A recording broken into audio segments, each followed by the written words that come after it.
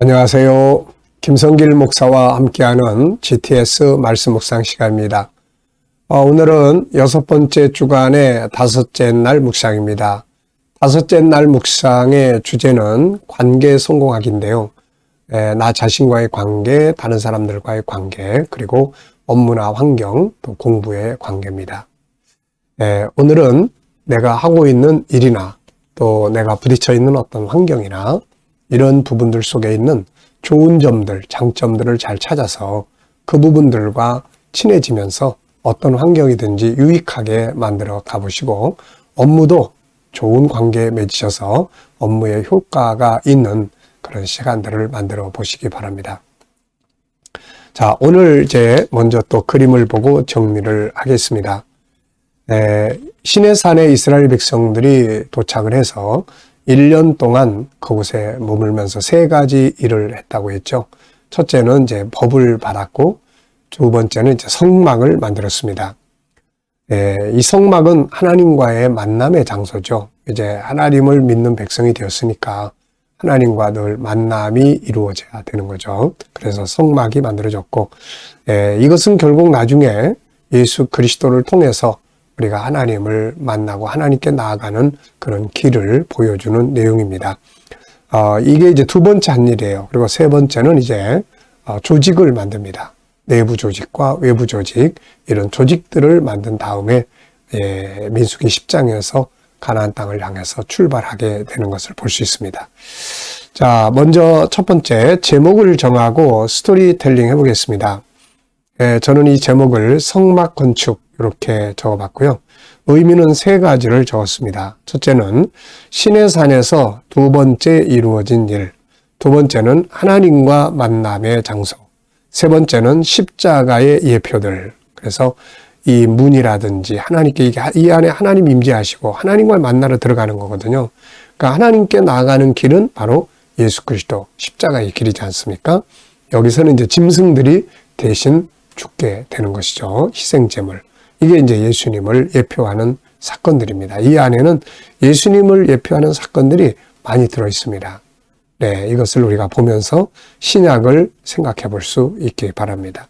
자, 두 번째는 분석입니다. 보이는 것과 보이지 않는 것. 뭐든지 다 같은 물건이지만 또 어떤 상황이지만 항상 눈에 보이는 것과 숨겨져 있는, 보이지 않는 부분이 같이 있습니다. 문제가 있으면 답은 또 같이 숨겨져 있게 되는 거죠. 자, 여기서는 눈에 보이는 것은 성막, 안에 들어가면 번제단. 성막은 바깥에 둘러친 막이에요. 그리고 안에 들어가면 번제단이 있습니다. 여기서 짐승을 잡아서 제물 드리고, 그 다음에 또 다음 단계에 있는 게 물두멍이에요. 이것이 바로 거룩하게 하는, 그래서 성소에 들어가는 일꾼들이 손을 씻는 장소입니다. 그리고 성소가 있습니다. 이 포장 밑에 덮여져 있는 천막 밑에 들어가 보면은 이 성소가 일반 성소와 지성소 이렇게 둘로 나눠져 있어요. 그래서 일반 성소 안에 있는 물건들이 있고, 지성소는 하나님이 임재하시는 장소예요. 그래서 거기에 하나님을, 성부를 의미하는 말씀, 법궤 속에 말씀이 들어있고, 성자를 의미하는 속죄소, 이렇게 피를 뿌리는 뚜껑이 있습니다. 그 성부, 성자가 그 안에 계시고, 그 다음에 일반 성소 안에 7등불, 성령의 임재, 그 다음에 향불 피우는 것, 향단이 있고, 그 다음에 떡상이 있어요. 헌신. 그래서 일반 성소에 이 3가지가 있고, 지성소에 바로 그 2가지가 들어있게 됩니다. 자, 그리고 성막 밖에 백성들의 천막이 쭉 쳐져 있습니다.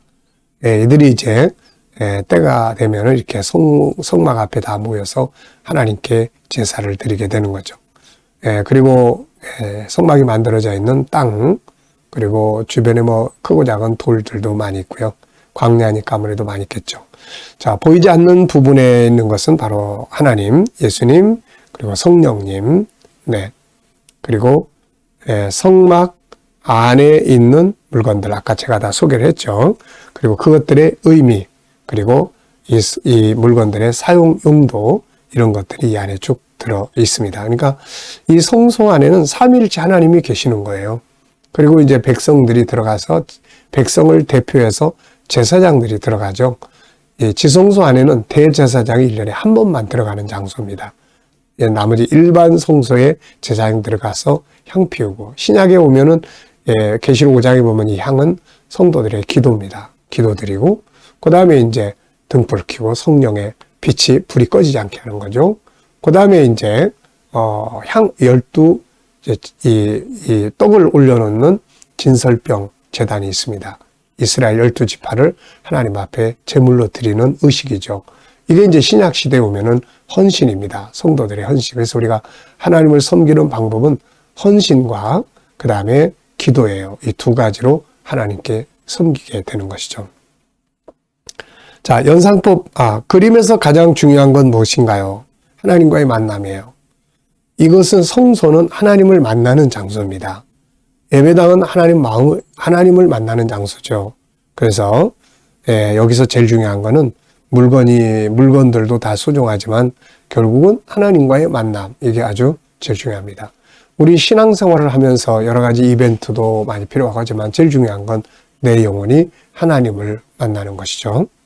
자, 연상법 훈련입니다. 이 그림을 보시면서 떠오르는 내용들을 적어보시면 됩니다. 우선 저는 신의 산, 신의 광야에서 이 성막을 만들었기 때문에, 두 번째는 출애굽기 25장, 출애굽기 25장부터 40장까지가 이제 성막을 만드는 거예요. 그래서 40장에서는 이제 성막 봉헌식을 하게 되는 이런 내용들을 우리가 볼 수가 있습니다. 그리고 이제 이 성막이 나중에 이제 뭐가 됩니까? 예루살렘 성전이 돼요. 솔로몬이 이 성전을 예루살렘 성전으로 만들게 되죠. 그리고 예수님이 오신 이후에는 예수님을 중심한 우리 지교회들, 교회들이 바로 이 성소의 역할을 하고, 나중에는 이제 천국에 들어가면 새 예루살렘 성이 완성품이에요. 그래서 그 속에 들어가서 하나님을 직접 보고 뵙고 영광을 돌리게 되는 거죠. 이거 보면서 저도 이제 성전 건축했던 것들이 많이 떠오릅니다. 저는 청소년 때 제가 다니던 도봉동에 있는 시온교회를 건축했던 그런 기억들이 좀, 건축할 때 막 모래 퍼나려고 막 이랬던 기억들이 좀 있고요.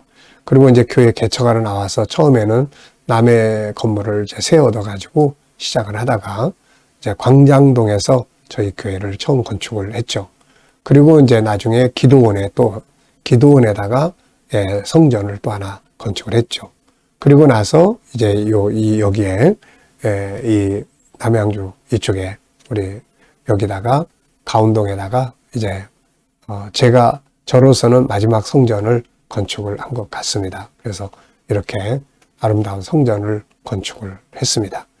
자, 우리가 이런 과정들이 있었죠. 그 속에서 참 기도하고 헌신하고 하나님 앞에 부르짖고 간구했던 그런 것들이 참 많이 있었던 것이 다 막 떠오르네요.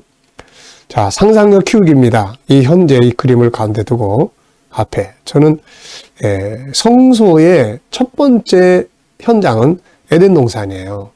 에덴 동산에서는 이런 건물이나 이런 게 아니고 직접 사람과 하나님이 직접 만나는 장소예요. 그게 성전이었습니다. 최초의 성전은 에덴 동산이었다.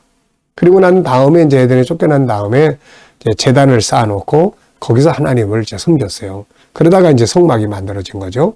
그 다음에 예루살렘 성전이 되고, 그 다음에 각 지교회들이 만들어지고, 그리고 이제 하늘의 새 예루살렘 성, 이렇게 이제 성소의 역사가 흘러가는 거죠. 자, 그래서 다음 그림은 이제 예루살렘 성전을 그려볼 것 같고요. 자, 오늘도 미래를 어떻게 살고 싶은가요? 그렇다면 지금 무엇을 해야 할까요? 또 써보시고, 그리고 기도해 보시기 바랍니다. 자, 오늘 본문 말씀 또 읽어보겠습니다. 구조 기억하시죠? 292. 네. 십계명은 사랑의 계명이고 축복의 계명이에요. 은혜 받는 비결입니다. 그래서 이 사랑의 계명이 하나님 사랑, 사람 사랑 이렇게 두 가지로 나눠져 있는 것을 볼 수가 있죠. 첫 번째부터 네 번째 계명은 하나님 사랑, 다섯 번째부터 10번째, 6가지는 사람 사랑. 그래서 예수님께서 사랑의 계명을 말씀하실 때 마태복음 20장에서 첫 번째 계명은 하나님 사랑, 두 번째 계명은 이웃을 사랑하라는 이 말씀인데 그 사랑의 구체적 방법이 바로 십계명이에요. 읽어보겠습니다. 하나님이 모든 말씀으로 말씀하여 이르시되 나는 너를 애굽 땅 종되었던 집에서 인도하여 낸 네 하나님 여호와니라. 너는 나 외에는 다른 신들을 내게 두지 말라. 너를 위하여 새긴 우상을 만들지 말고 또 위로 하늘에 있는 것이나 아래로 땅에 있는 것이나 땅 아래 물속에 있는 것에 어떤 형상도 만들지 말며 그것들에게 절하지 말며 그것들을 섬기지 말라. 나 내 하나님 여호와는 질투하는 하나님이죠.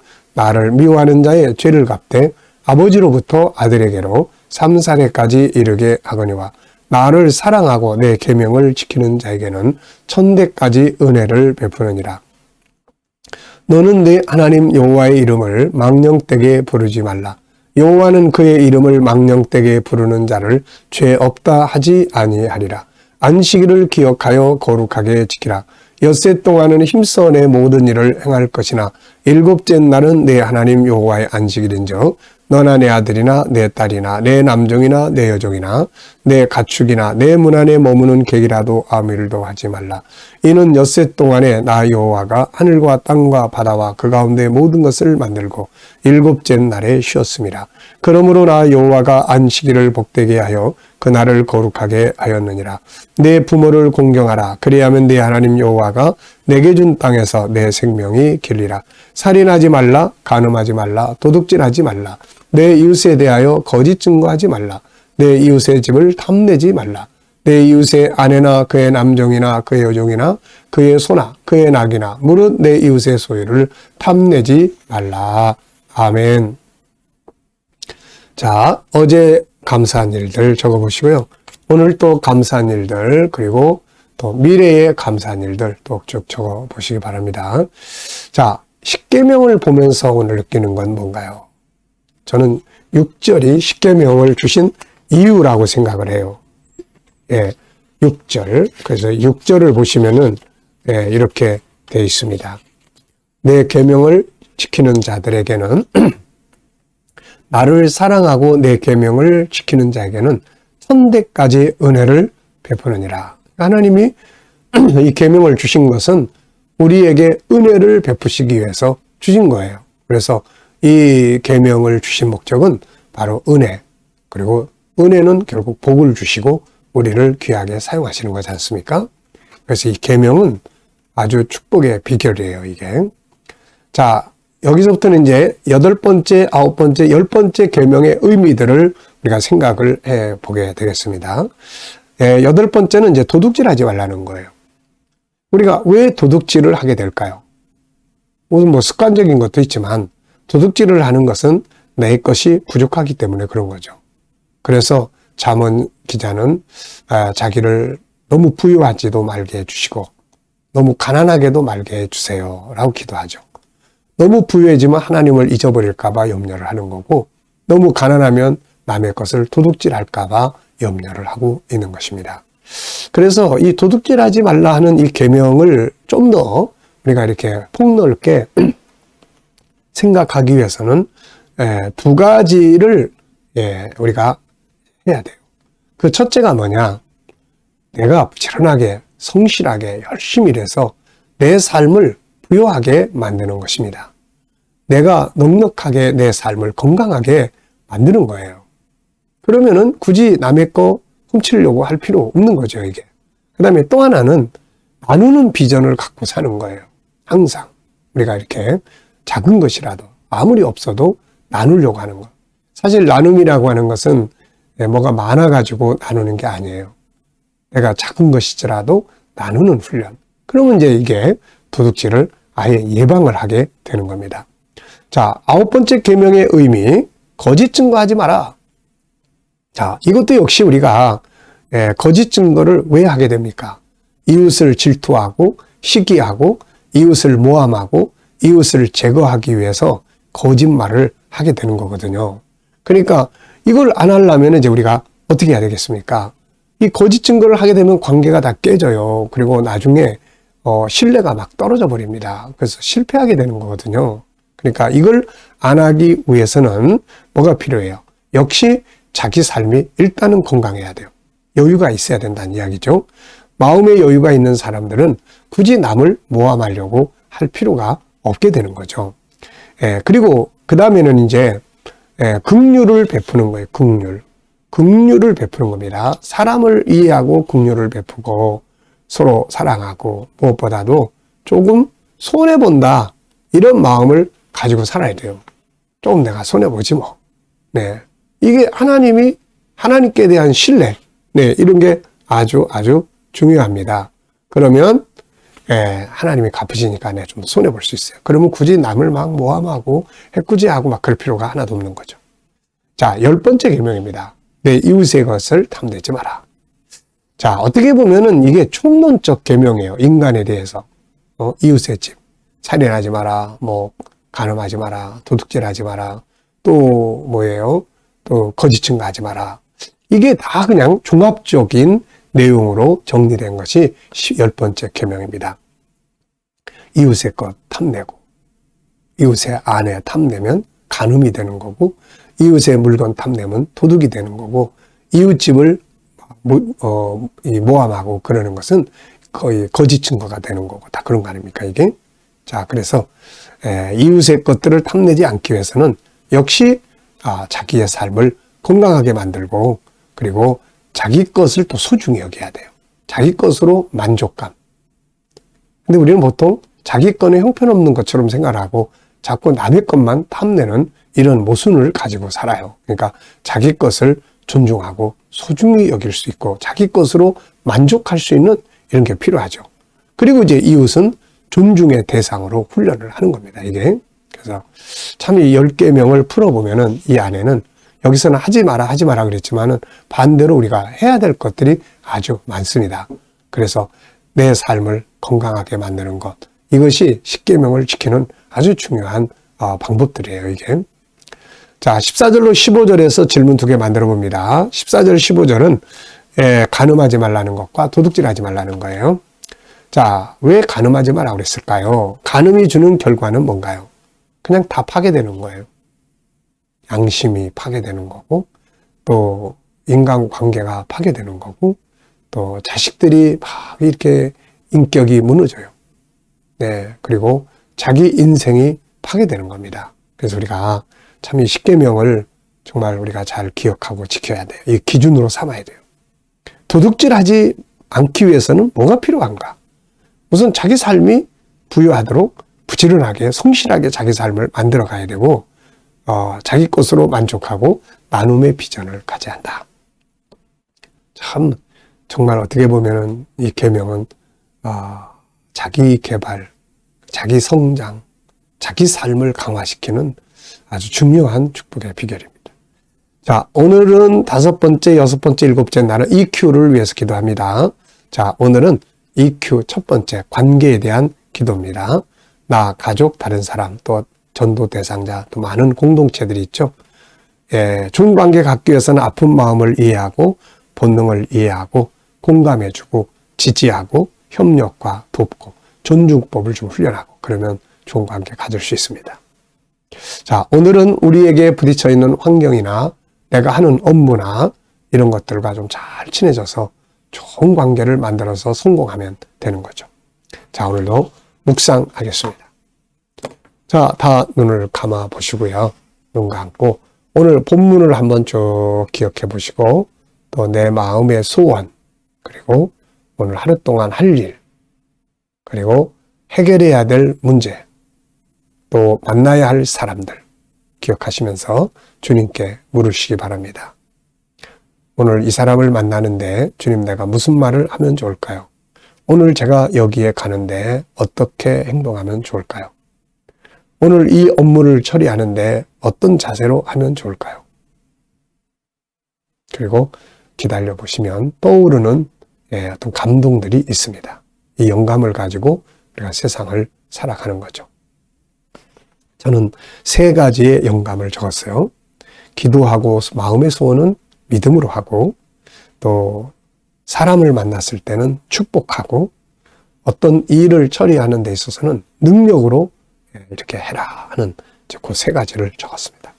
자, 오늘도 여러분들도 이렇게 영감을 자꾸 얻는 훈련을 하시면은 항상 승리할 수 있는 방법이 이 속에 들어 있습니다. 자, 기도하고 마치겠습니다. 주님 감사합니다. 오늘도 주신 말씀, 묵상의 말씀들을 가지고 승리하게 하여 주시옵소서.